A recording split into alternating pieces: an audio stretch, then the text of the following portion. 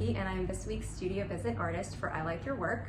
I'm located in Seattle, Washington, and I work primarily in oil painting.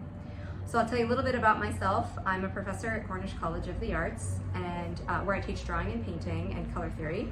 And I really love the feedback loop between what I am doing in my studio and what I teach in the classroom, and then vice versa. I'm also represented by Foster White Gallery locally, and I'm working towards my first solo show with them, which will open August 1st. So I'll briefly explain the process of how these paintings are made. I am making abstract, colorful oil paintings, but there's a conceptual element to them that you can't see in the surface of the painting. So what I do is I write algorithms that translate text into painterly actions.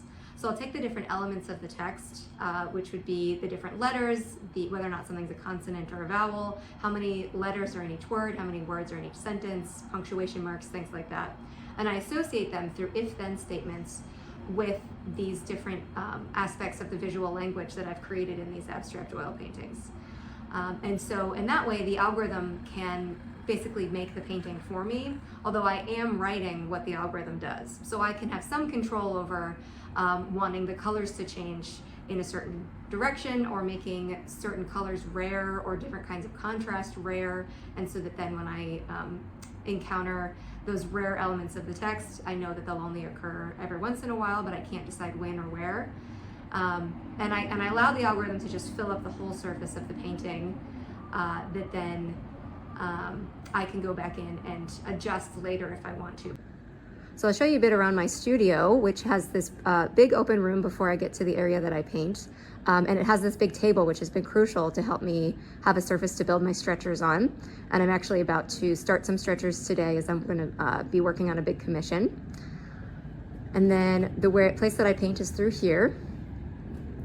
My space doesn't have nearly as much in it as it usually does, because I've delivered a bunch of paintings already to Foster White Gallery, but these are the ones I have left to finish and deliver to them for my show at the end of the month, or the beginning of next month.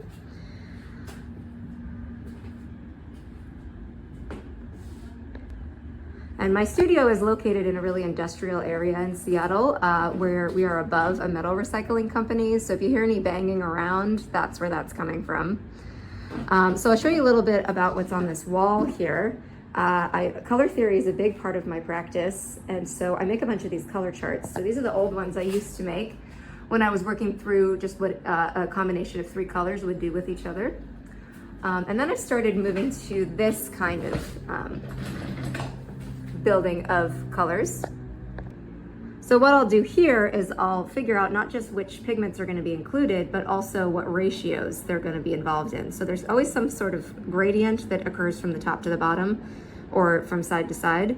So I'll show that gradient and the main colors that the paintings will take up, and then on the right side are the little accent colors. I've also worked on a couple public commissions. This one was for a big mural for the Meta Open Arts program.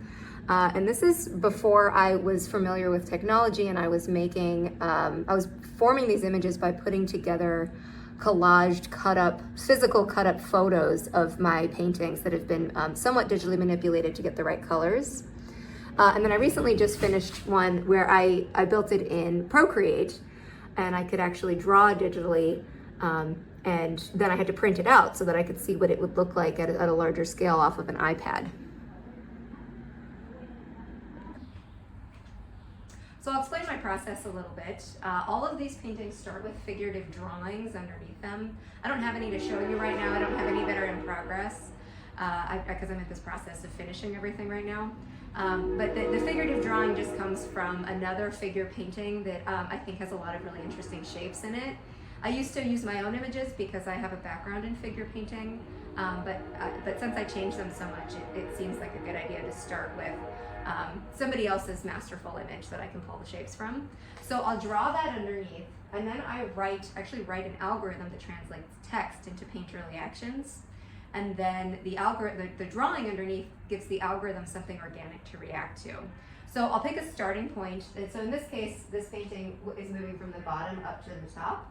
And then in this case, it's moving from the outside to the center. Each brush stroke is one individual, discrete entity in itself. It's not blended. And the reason that I do that is because the text itself is made up of individual letters, and the discrete elements of the letters pieced together to build the larger idea of the text.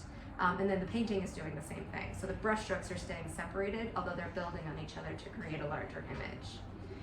And so I'll show you this text piece here. This is something that I usually work with. And then I mark off the letters as I complete them. So this one was used for this dark painting over here. And so what the drawing does underneath is that the algorithm will sometimes tell me to ignore the drawing underneath. And that's how you get these open spaces in this painting. Or in this painting, that's how you get these single colored dark vertical lines that don't have any extra color or shape to them. And then the algorithm will sometimes tell me to add a color to those moments or to add a shape. And whenever the algorithm tells me to add a shape, that's where I pick up a shape from the figurative painting that's underneath. So whenever you see these organic abstract forms, I'm not inventing those. I am pulling them from the figurative painting that is underneath, and then the algorithm tells me to grow on top of that moment in the drawing, and that's how you get these echoing shapes that build on each other. And the algorithm tells me how many times to grow it and when to reorient it back to either, in this case, the blank space, or in this case, the vertical lines. And so that's how you get this mixture of quiet areas and active areas. And then the active areas also increase as they move towards a focal point. So in this case, the active areas in the algorithm increase as they move towards the center. So I've got different zones in the painting, where this is a more quiet zone that has to return to vertical marks more frequently. And then this is a more active zone that reacts to the figurative drawing underneath more frequently. So I'll show you how I finish a painting here.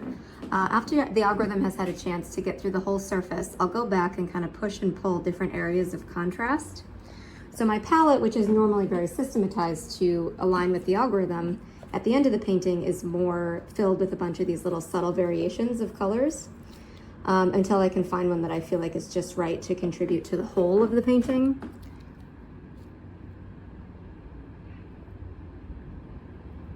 And I'll go back in and make just very subtle changes. Something's darker, something's lighter, warmer, cooler, and so on.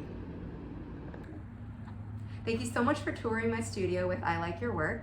You can find more of my work at my website, which is just ilanazweschi.com, or my Instagram handle, which is also my name, at ilanazweschi. Or if you're in the Seattle area, please check out my solo show between August 1st and 24th at Foster White Gallery. And you can also read my full interview about my practice on ilikeyourwork.com/studio visit artist. Thank you.